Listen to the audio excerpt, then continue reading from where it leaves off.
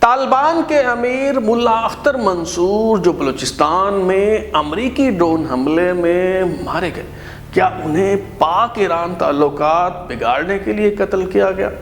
پاکستان نے 8 سال سے قید ملا عبدالغنی برادر کو رہا کرنے کا فیصلہ کیوں کیا؟ امریکی صدر ڈونلڈ ٹرمپ نے پروٹوکول کو نظر انداز کر کے army chief general Qamar Javed Bajwa سے ملاقات کیوں کی؟ دیکھتے ہی دیکھتے پورا افغانستان طالبان کے کنٹرول میں کیسے آ گیا؟ افغان صدر اشرف غنی کے مشیر برائے قومی سلامتی کو ایک ٹیلی فون کال موصول ہوئی، جس کے بعد عجلت میں فرار ہونے کا فیصلہ کیا گیا۔ یہ کال کس نے کی تھی؟ افغانستان عالمی طاقتوں کا قبرستان کیوں بن جاتا ہے اور امریکہ ویتنام کی طرح ایک کے بعد دوسری جنگ کیوں ہارتا چلا جا رہا ہے؟ آج ہم انہی سوالات کے جواب ڈھونڈنے کی کوشش کریں گے۔ ترازو کی سیریز افغانستان کی تاریخ کی 26ویں قسط کے ساتھ میں ہوں بلال غوری اور آپ دیکھ رہے ہیں ترازو۔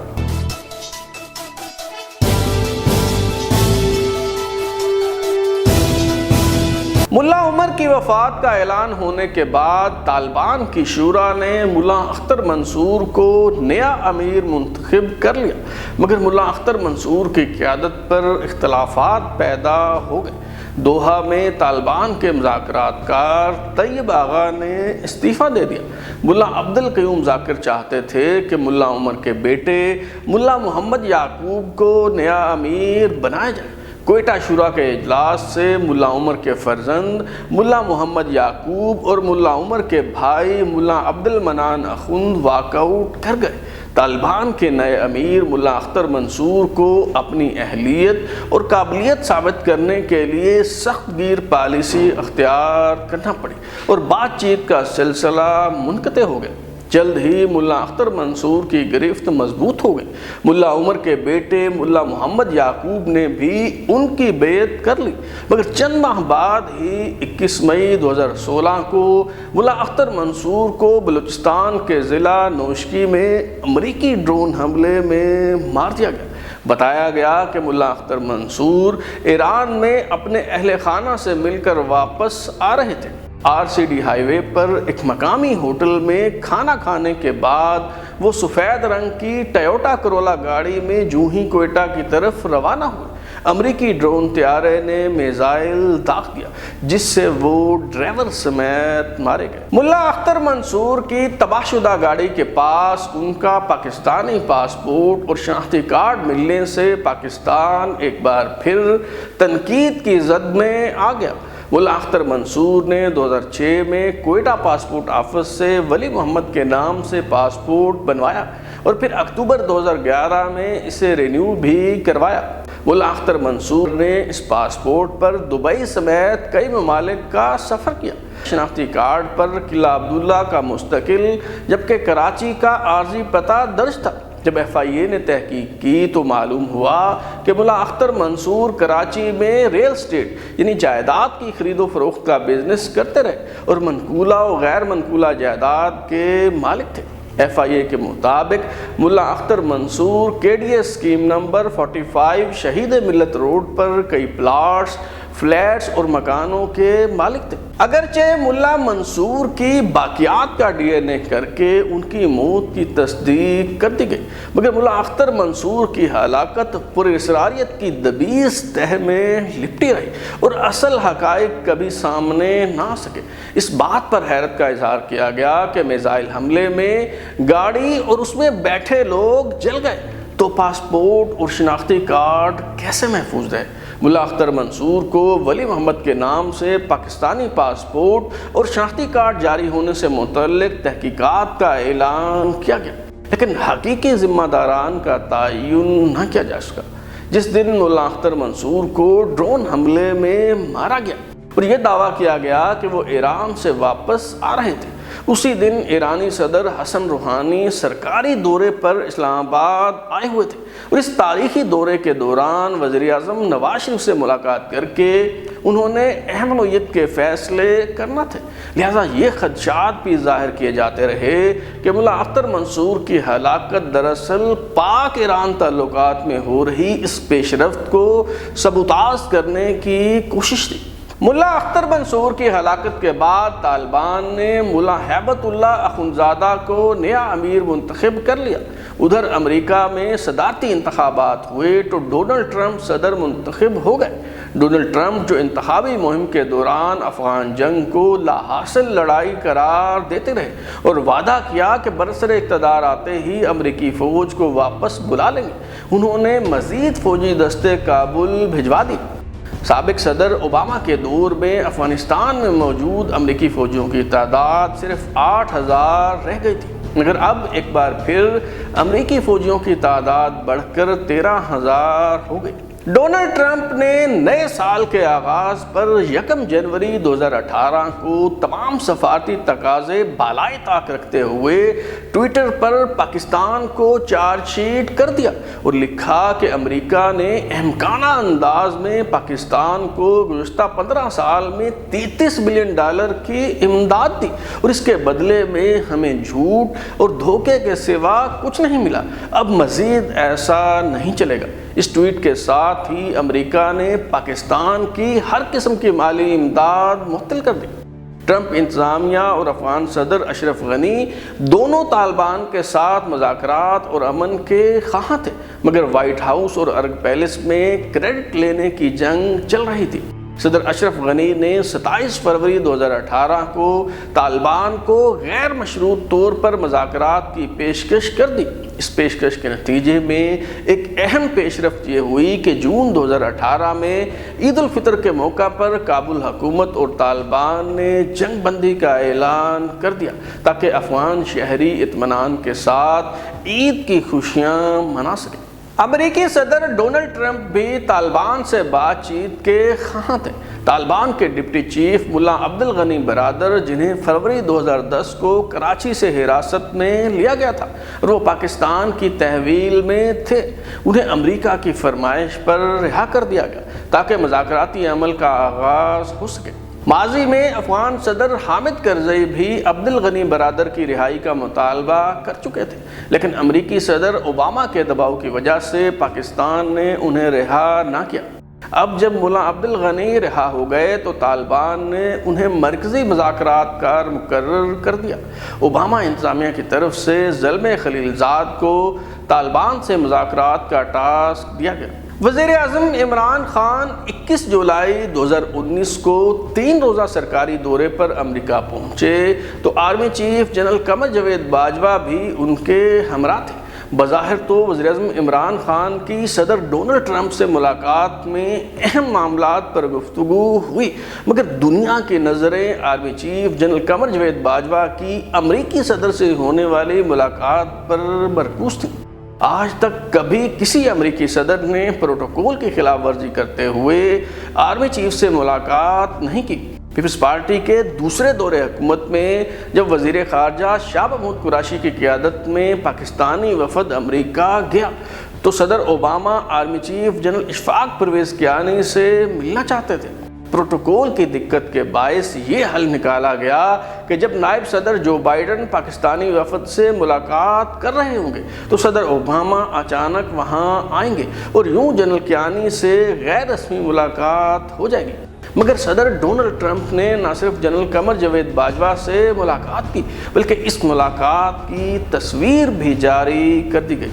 زلمے خلیل زاد جو دوحہ میں طالبان سے خفیہ مذاکرات کر رہے تھے، اکتوبر 2019 میں انہوں نے اسلام آباد میں طالبان کے وفد سے باضابطہ طور پر امن مذاکرات کا فیصلہ کیا۔ ملا عبدالغنی برادر جو 8 سال تک پاکستان میں قید رہے، اب طالبان وفد کے قائد کی حیثیت سے اسلام آباد پہنچے تو انہیں وہی پروٹوکول دیا گیا جو سربراہان ریاست کے لیے مخصوص ہوتا ہے۔ طالبان کے وفد سے ہو رہے یہ مذاکرات دراصل انہی یقین دہانیوں کا حصہ تھے جو وزیر اعظم عمران خان اور army chief general Qamar Javed Bajwa کے دورہ امریکہ کے دوران امریکی حکام کو کروائی گئی تھی۔ امریکی حکام ان مذاکرات کے آغاز سے پہلے ہی خیر سگالی کے تحت بگرام جیل میں قید 11 طالبان رہنماؤں کو رہا کر چکے تھے۔ طرفہ تماشا دیکھیں کہ صدر اوباما کے دور میں جن طالبان رہنماؤں کی رہائی پر ڈونلڈ ٹرمپ نے سخت تنقید کی، اب انہی طالبان رہنماؤں سے ٹرمپ انتظامیہ مذاکرات کر رہی تھی۔ زلمِ خلیل زاد کے ملا عبدالغنی برادر کے ساتھ ہونے والے 18 ماہ پر محیط طویل مذاکرات کے بعد آخرکار 2 دہائیوں سے جاری جنگ ختم کرنے پر اتفاق ہو گیا۔ 29 فروری 2020 کو ملا عبدالغنی برادر اور زلمِ خلیل زاد نے امریکی وزیر خارجہ مائک پومپیو کی موجودگی میں امن معاہدے پر دستخط کر دیے۔ دوحہ میں کیے گئے امن معاہدے میں طے پایا کہ طالبان افغانستان میں موجود 13,000 امریکی فوجیوں کو تحفظ دیں گے، القاعدہ سے کسی قسم کے روابط نہیں رکھیں گے اور افغان سرزمین امریکہ کے خلاف دہشت گردی کے لیے استعمال نہیں ہونے دیں گے، اور اس کے بدلے میں امریکہ 16 ماہ کے اندر اپنی فوج افغانستان سے واپس بلا لے گا۔ اس معاہدے کے نتیجے میں اس طویل جنگ کے خاتمے کا آغاز ہو گیا، جس میں امریکہ اب تک نہ صرف $2 ٹریلین جھونک چکا تھا بلکہ 3500 امریکی فوجی بھی مارے جا چکے تھے۔ طالبان سے امن معاہدے پر دستخط ہونے کے بعد امریکی صدر ڈونلڈ ٹرمپ نے ملا عبدالغنی برادر سے ٹیلی فون پر گفتگو کی۔ اس تاریخی معاہدے پر دستخط کے چند روز بعد ہی طالبان نے افغان سیکورٹی فورسز کے خلاف کارروائیوں کا آغاز کر دیا۔ امریکی حکام نے شکایت کی تو طالبان نے موقف اختیار کیا کہ ہم نے امریکی فوج پر حملے نہ کرنے کا عہد کیا ہے، افغان سیکورٹی فورسز کے خلاف حملے جاری رہیں گے۔ امریکہ نے طالبان سے براہ راست معاہدہ کر کے اس بات پر مہر تصدیق ثبت کر دی تھی کہ افغان صدر اشرف غنی کی حیثیت محض کٹ پتلی کی سی ہے۔ ویسے بھی متنازع صدارتی انتخابات کے نتیجے میں صدر اشرف غنی کی پوزیشن کمزور ہو چکی تھی۔ ستمبر 2019 میں ہونے والے عام انتخابات کے دوران اشرف غنی دوسری مرتبہ صدر منتخب ہو گئے۔ عبداللہ کو مسلسل چوتھی بار شکست ہوئی اور انہوں نے ایک بار پھر دھاندلی کے الزامات عائد کیے۔ امریکی دباؤ کے تحت اشرف غنی اور عبداللہ کو ایک بار پھر شراکت اقتدار پر اکتفا کرنا پڑا۔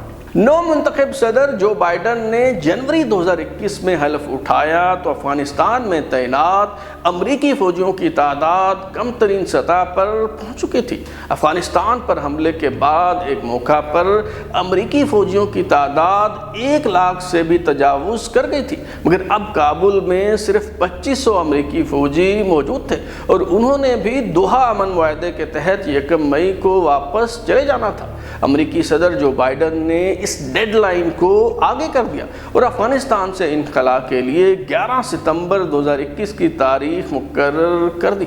امریکی فوج کے واپس جانے کا وقت جوں جوں قریب آتا گیا، طالبان کی پوزیشن مستحکم ہوتی چلی گئی۔ طالبان جو سال کے آغاز پر محض 37 اضلاع پر قابض تھے، جولائی 2021 تک افغانستان کے 407 میں سے 195 اضلاع کا کنٹرول سنبھال چکے تھے۔ طالبان آندھی اور طوفان کی طرح اٹھے اور نہایت برق رفتاری سے ایک کے بعد دوسرا شہر فتح کرتے چلے گئے۔ 2,90,000 تربیت یافتہ افغان فوج ریت کی دیوار ثابت ہوئی۔ 15 اگست 2021 کو اشرف غنی کے مشیر برائے قومی سلامتی حمداللہ محب کو ملا خلیل الرحمن حقانی نے ٹیلی فون کر کے ہتھیار ڈالنے کو کہا۔ کابل کے ارگ پیلس میں افراتفری کا عالم تھا۔ طالبان دارالحکومت کے دروازے پر دستک دے رہے تھے۔ افغان صدر اشرف غنی نے کہا کہ قومی سلامتی کے مشیر حمداللہ محب ان کی اہلیہ کو لے کر دبئی روانہ ہو جائیں اور وہاں سے دوحہ جا کر طالبان سے مذاکرات کریں۔ اس دوران ایوان صدر کے محافظ دستے کے سربراہ قہر کوچے نے اشرف غنی کو کہا کہ آپ کو فوری طور پر جانا ہوگا، آپ کے پاس 2 منٹ ہے، اگر آپ نے یہاں رکنے کا فیصلہ کیا تو ہم سب مارے جائیں گے۔ ایوان صدر میں 3 MI-17 ہیلی کاپٹر تیار کھڑے تھے۔ جب یہ بات آشکار ہوئی کہ صدر اشرف غنی ملک چھوڑ کر جا رہے ہیں تو ایوان صدر کا عملہ اور ان کے ذاتی محافظ ہیلی کاپٹر پر سوار ہونے کے لیے ایک دوسرے سے لڑنے جھگڑنے لگے۔ افغان صدر اشرف غنی نہایت عجلت میں ملک چھوڑ کر فرار ہوئے تو تاجکستان میں افغانستان کے سفیر نے الزام عائد کیا کہ وہ جاتے ہوئے 16 کروڑ 90 لاکھ ڈالر کیش اپنے ساتھ لے گئے۔ تاہم بعد ازاں اشرف غنی نے وضاحت کی کہ وہ کچھ بھی ساتھ لے کر نہیں گئے۔ بہرحال افغان صدر اشرف غنی کے فرار ہوتے ہی طالبان شہر میں داخل ہو گئے۔ ایوان صدر میں بندوق بردار پگڑیوں والے بارش طالبان دکھائی دینے لگے۔ امریکہ کے لیے سب سے بڑا چیلنج یہ تھا کہ یہاں سے اپنے فوجیوں کو کس طرح نکالا جائے۔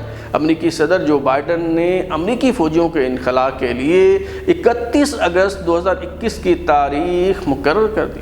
آخری امریکی فوجی جو 31 اگست کو کابل سے رخصت ہوئے وہ امریکی فوج کے 82ویں ایئربورن ڈویژن کے کمانڈنگ آفیسر میجر جنرل کرس ڈوناہو تھے۔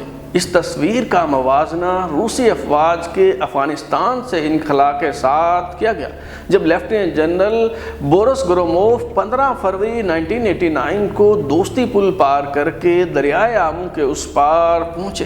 امریکی فوج کے اس انخلاء کا موازنہ 1842 کی پہلی اینگلو افغان جنگ کے دوران برطانیہ کی عبرتناک شکست سے متعلق اس پینٹنگ سے بھی کیا گیا جس میں برطانوی لشکر میں سے زندہ بچ جانے والے اکلوتے سپاہی ڈاکٹر ولیم برینڈن کو دکھایا گیا ہے۔ کابل میں امریکی سفارت خانے سے عملے کو ایئر لفٹ کرنے کے لیے منڈلاتے ہیلی کاپٹروں کا موازنہ 29 اور 30 اپریل 1979 کی درمیانی شب ان مناظر کے ساتھ کیا گیا جب ویتنام جنگ میں شکست کھانے کے بعد امریکی ہیلی کاپٹر سائگون کے امریکی سفارت خانے کی چھت پر اترا اور امریکی سفارتکار سیڑھیوں سے لپک کر اس ہیلی کاپٹر پر سوار ہونے کے بعد عجلت میں فرار ہوئے۔